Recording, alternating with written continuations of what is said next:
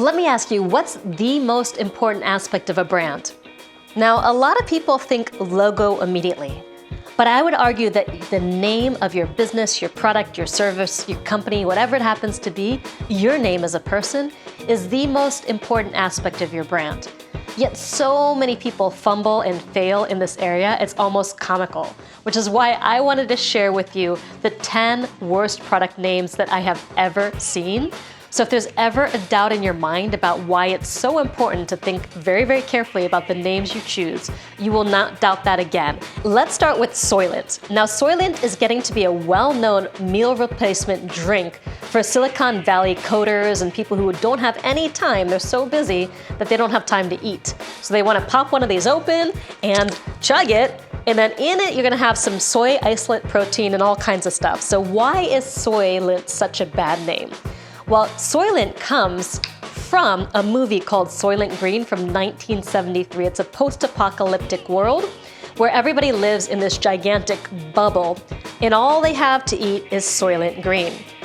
But at the very end of the movie that you find out Soylent Green is not made out of what you think it is, and it's actually made out of people. Yeah, human beings. So even though this is meant to be a joke, anything that suggests that it's made out of human beings and by taking a sip I'm a cannibal, I don't think I want to drink this. Wait, I just did. That must make me a monster. Ooh. Okay, so worst product brand number 2 is Coffee Bukake.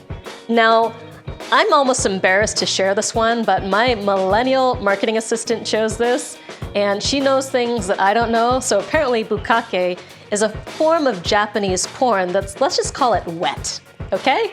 And this slogan says, go ahead, get some in your mouth. So this is another cultural appropriation brand of trying to make porn sound like something you want to drink.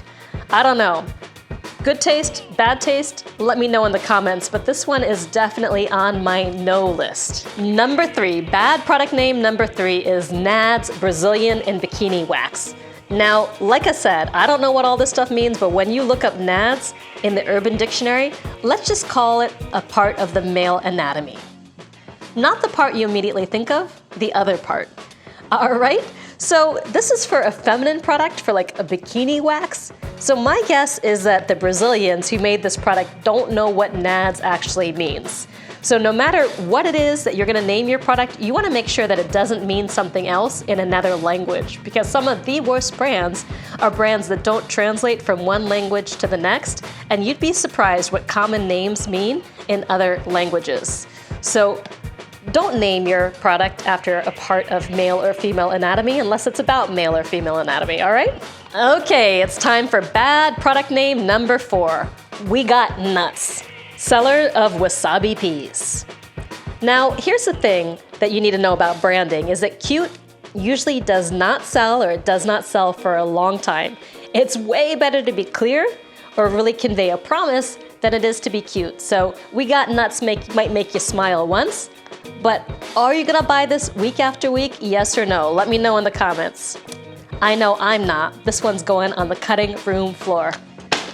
All right, so our number 5 bad product brand is this, Monkey Gland Sauce. It's barbecue sauce. No, it's not made out of monkeys, and I know it's a common tradition to make hot sauce and barbecue sauce sound all kinds of crazy things, but this is the kind of crazy that I think a lot of people don't want to put on their food, okay? If you're naming any kind of restaurant food product, something people are putting into their mouths or their bodies, try not to name it something like Monkey Gland Sauce. Seriously? Okay, so you're ready for number 6? You're ready for the 6th worst product name that I've ever seen? Well, this is a good one. It's Poop Like a Champion, ultra high fiber cereal. It's not made to taste great, it's made to work great. Now, it's clever. Let me tell you, this might be so bad that it actually starts to be good. But how many of you want this in your cabinet when a guest comes over and like, what is this, right? How many of you want to explain this? Maybe some of you, right? Because like you like that so bad it's good kind of thing. But I don't know, Poop Like a Champion is not the way that I want to start my day in the morning or what I want to tell everyone I'm eating for breakfast. So I would give this one a no. Bad product name number 7. And you're probably wondering, what the heck is this? Well, it's a hose hooker. You heard me right. a hose hooker. And this allows you to water your garden hose and walk your dog at the same time without having to constantly bend over, pick up the hose, bend over, pick up the hose again. You just put the hose in there and you got a hose hooker. But I'm not sure the hose hooker folk really thinking about what other people are thinking when they hear the name hose hookers, right? Not something or someone you want to keep around necessarily. So I'm giving this one a no. Drum roll, please. Number 8. Bad product brand number 8 is Quick Dude shower wipes for stinky men who don't have time to shower. Now, a couple guys sat around and they used to use some baby wipes on their armpits and other parts, and they're like, this works great. Let's manufacture it and call it Quick Dude shower wipes. Alrighty? Now, this might work great as long as you're in college or living in a dorm room or a frat, but once you start being married with kids, I think your wife wants you to take a real shower. So, Quick Dude shower wipes? Yeah. Until no. Bad product name number 9.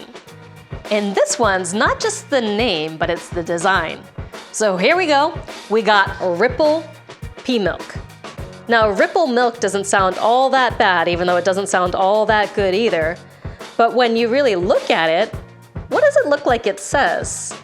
I see nipple, not ripple. And once you see it, you can't unsee it, right? Once you see that, you can't unsee it.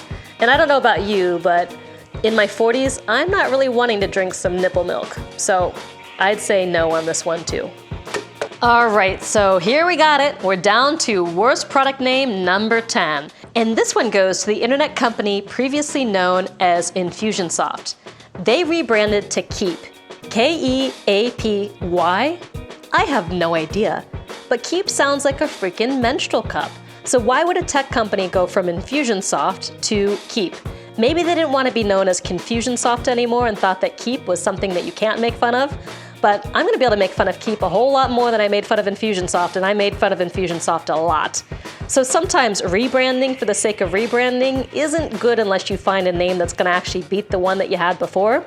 So I hope you're starting to see how important a name is. I mean, if you were named Spatula and you went on the playground and the kids started calling you Spatula, not good. So having a bad name in business, whether it's your company as a whole, a product, a service line, is just as bad as having a bad name in grade school. So you want to think closely and deeply about what you name your product. Remember, clear is better than clever. And you want to make sure that the product does not look or sound like anything else in another language, or especially on the internet. Because when you got that URL, you got all those words together and it can make some words that you did not intend to say, right? So remember, think deeply about what your product name is and let me know in the comments what are the worst product brands that you've ever seen and what the best are. So go out there, live your message, and it does not have to be hard to find a good name. Bye.